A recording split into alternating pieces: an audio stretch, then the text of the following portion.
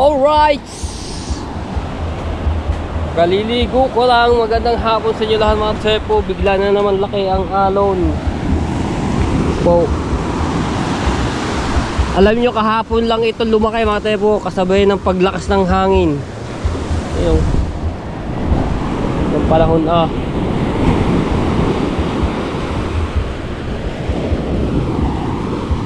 Oh! Kaya ganito ito mga tsepo, di ba, yung buhangin ni medyo mainuhukay. So yung buhangin yan ibabalik lang sa dati yan, papatagin ulit yan. Kaya ibabalik niya yung dating buhangin na parag. Ayun naman dito, mataas ito eh. Sira yung inaayos yung bangka. Okay, may kill. Ayun.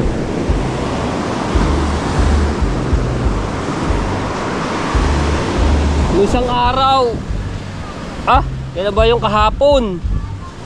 Nang umaga nakapalaot pa si Daryl ay niya na namusi, tapos yung mga bandang patang hali, yung biglang lakas ng hangin, tapos alon, ang laki Grabe ulit ang hangin Pakalakas. Lakas niya sa laot.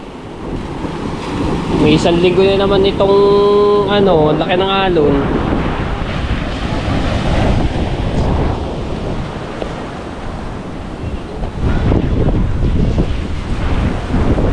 Tayo. Grabe, hangin pa. Ibuhos na ibuhos. At sa tag-araw, summer, init naman ngayon. Babanatan na naman ng sobrang init-init. Summer. Lalo na rin payong kay Jenna.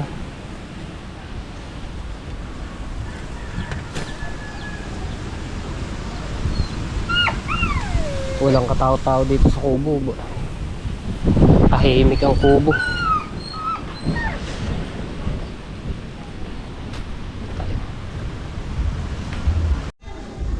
Tayo sa White House.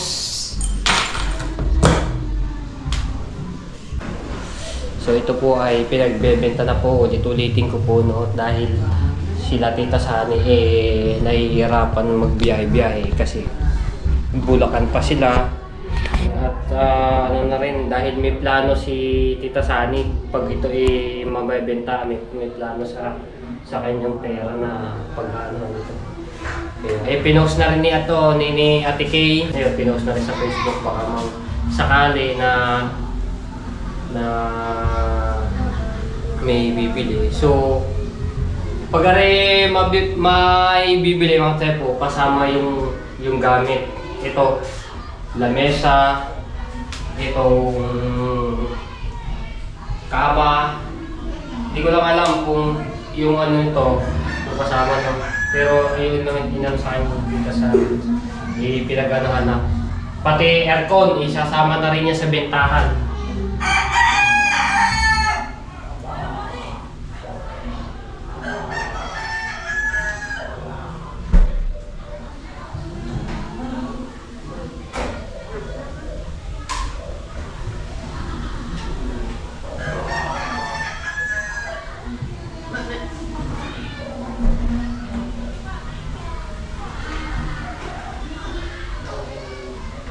Pati yung dito, yung katabi na blue house, so nakausap ko yung may-ari na yun. So gusto na rin ibenta dahil meron daw siyang target na magnenegosyo ata doon sa Dumaguete.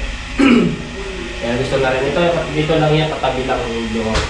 Lahat na yun, kaso ang presyo na yun medyo mataas kahit ayun nga. So ayun ang question ng ibang mga viewers, rights lamang itong yung binibenta. So baka sakali, baka mayroong mga viewers na gustong bilhin to para mayroong pag may uwi sila, meron silang matutuluyan na bakasyonan, gano'n, pahingahan. Yan, gusto yun. Yun lang yun siya.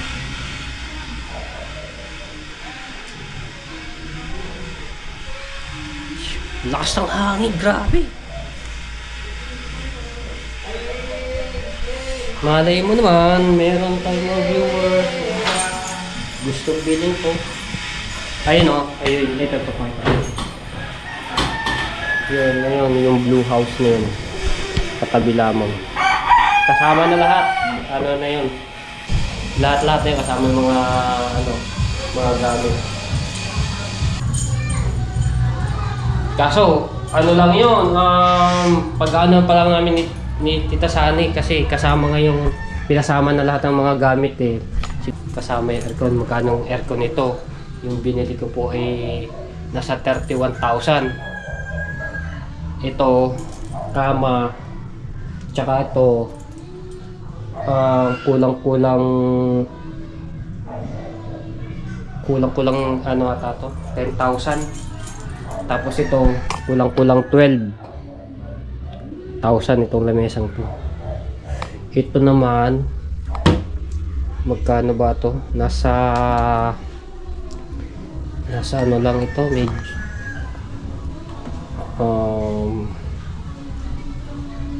nasa 5 ba? 5,000, ganun. Limutan ko, nandoon lahat ang mga resibo nito sa akin eh. Mga pinamili dito na sa akin lahat. Pinakita ko kay Tita Sani, ayun na ipaano sa computin para malaman niya kung magkano na inabot dito sa gastos eh. Sabi, wag na raw. Ayan. So, yun lang. Babakas na tayo na may bumili. May bumili pala ito.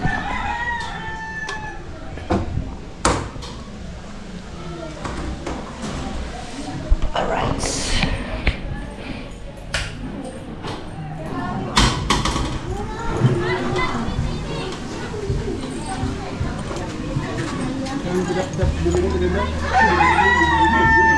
Sino birthday din yan, di ba? Ha? May birthday yan.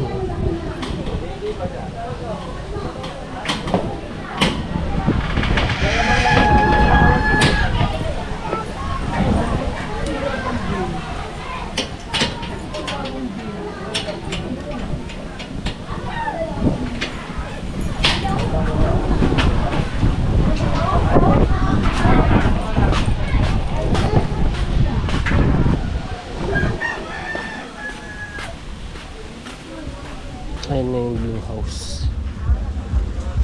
Ayan ang blue house.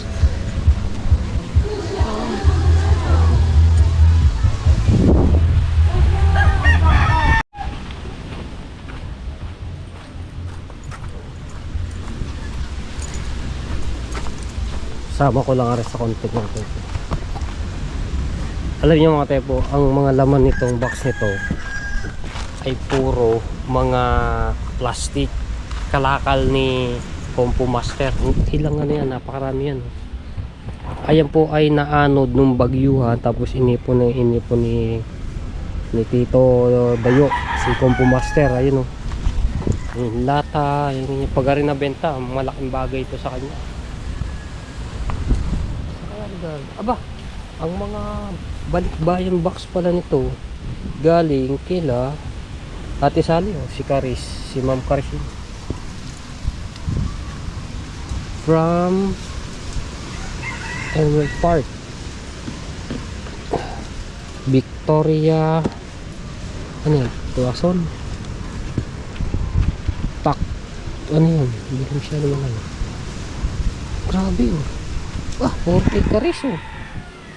Package, balikbayan box. Ang dami oh. Puro mga plastic. Ibebenta niya yan. Si Compo Master. Meron pa dun yun nandun sa kubo. Kinipon niya lahat yan. Ang daming balikbayang box oh. Balikbayang box ni Compo Master. Ang dami. Pag lang natimbang to, kaso magaan lang to pag natimbang. Oh, kaya. Siguro mga nasa 4-5 kilo rin. Ito medyo madami to.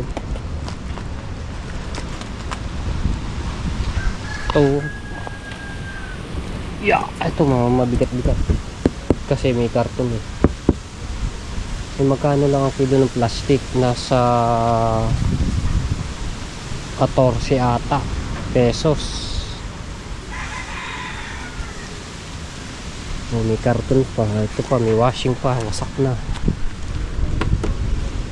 Ito, mabigat-bigat to. Kalakal ni Compo Master. Balikbayan box. LBC lahat eh. Oh. Lalaki yan. Ilan to? 1, 2, 3, 4, 5, 6, 7. Ito, wala to. Birthday mo pala? Birthday mo? May birthday? Ano handa? Inuman. Oh, ganyan naman eh. Pag kami kasyong, inuman. Tagay-tagay. Ito sa napakalaking sayang din to mga tepo. Paring resort. Dating kay Dave's Beach. Ang dami na rin tong kinita nung mga nakaraang taon ng summer. Okay.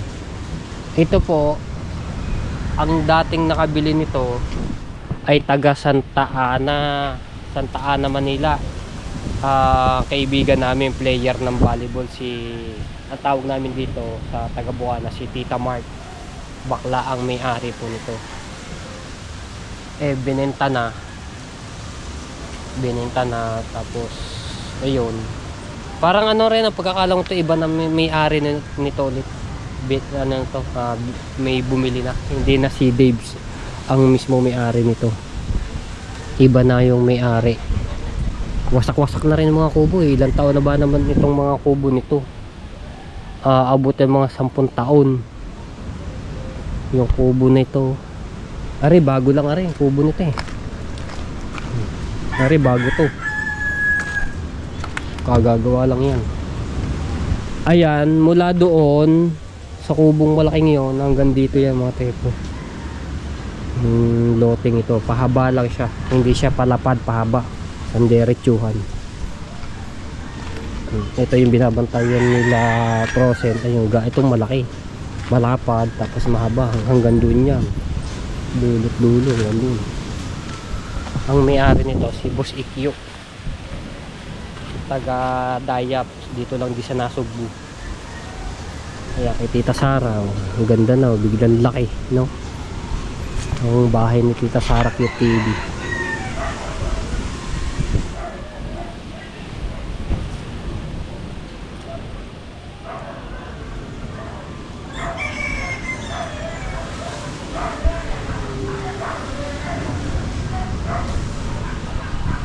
Halos lahat mga tepo ang mga nakakabili dito, mga taga Maynila. Ito may-ari nito sa binabantay ni Ate Leia. Ang may-ari niyan taga Batangas. Ito. Tapos ito naman kay Boss Leo. Ang may-ari niyan taga rito lang din sila, Nasugbu, pero napangasawa taga Mindoro. Bali 2 lote ang kanilang binili dito. Nandoon yung isa, yung katabi ng Blue House, tapos sa ring isa. Ayan.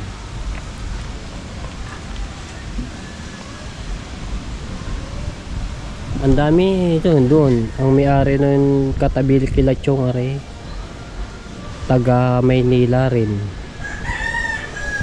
Tapos nandoon din yung sa kubo nila Kuya Bong, nila Ate Tess. Pero hindi na ako nagbabantay na yun nga pala. So, maanohin nyo lamang, hindi na po ako nagbabantay nun.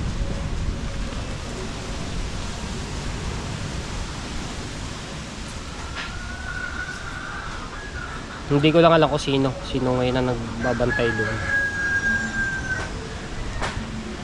Si Kuya Bong at Ate Tess, shout out, maraming salamat sa inyo. So, nakabalik na sila sa ano sa Italy.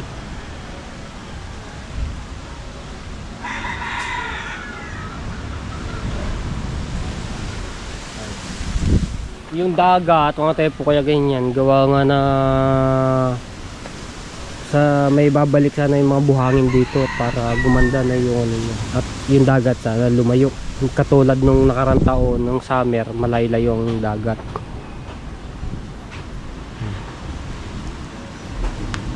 Sa ganitong panahon, talagang amihan yan hanggang March pa.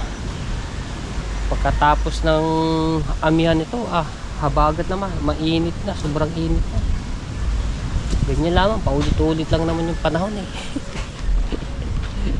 Paulit-ulit lang ang mga nangyayari.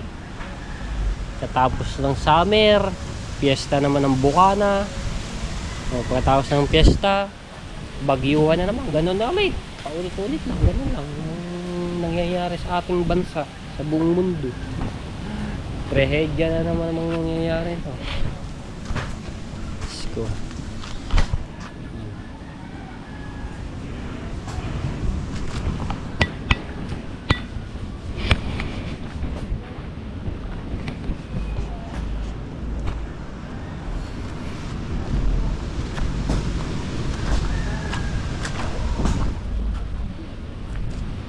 Ito sayang to. Nung summer hindi to kumita eh. Dahil wala na nga nag-ano nito. Nag-aasikaso. At nabili na ng ibang sa ibang lugar din. Ito bagong bago to. CR.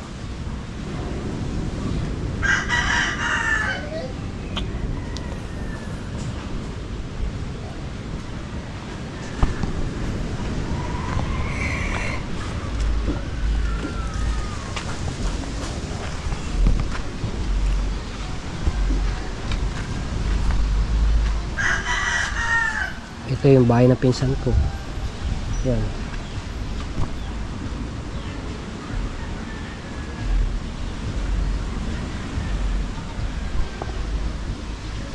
Alright. So ipakita ko lang dito mga tepo kung hanggang saan yung nito sakop. Hanggang dito. Kaso yung kubo dito wasak na.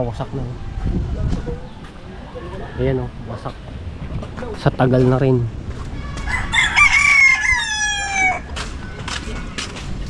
Yan, ilang taon na kasi rin kubo nito. Nasa 10 na pahigitan. Wasak na.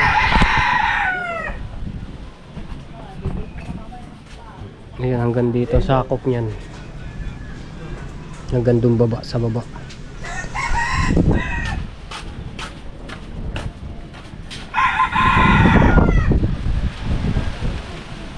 Pag RA inanuhan, inayos ang ganda nito.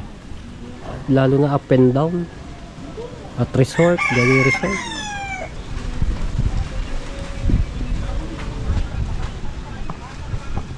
Asak! Nakilakamunin. Ay jumper. Ay.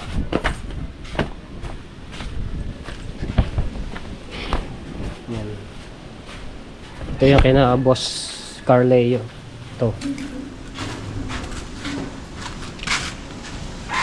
Ang dating kay Villegas. Ito.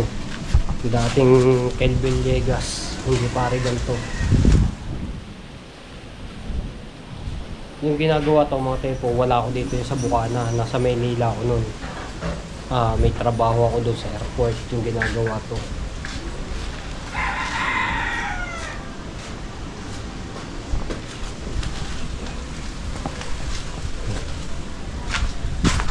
Ready, go! Ikot-ikot lang tayo dito.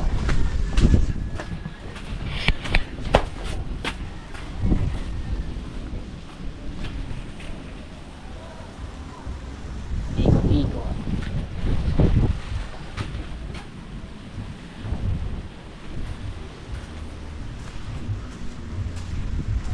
Ito yung sa pinsan ko.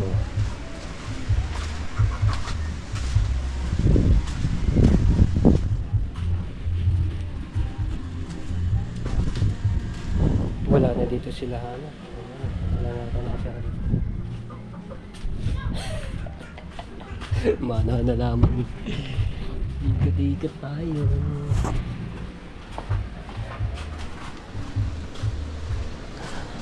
Ang Mali-Mali Street. Wah, may CCTV pa pala doon. Pero putol na. Ayun mo?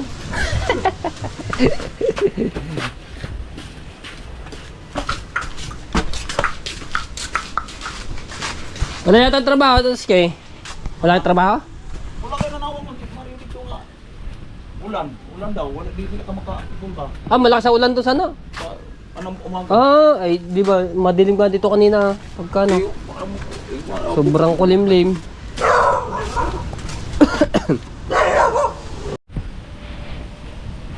Sa may handaan? Apo, kasarap ng ulam kaldereta eh. Oh, apritada pala manok. Patahimik ngayon na. Wala na ka ano-ano ngayon dito eh. Oh. Wala mga katambay.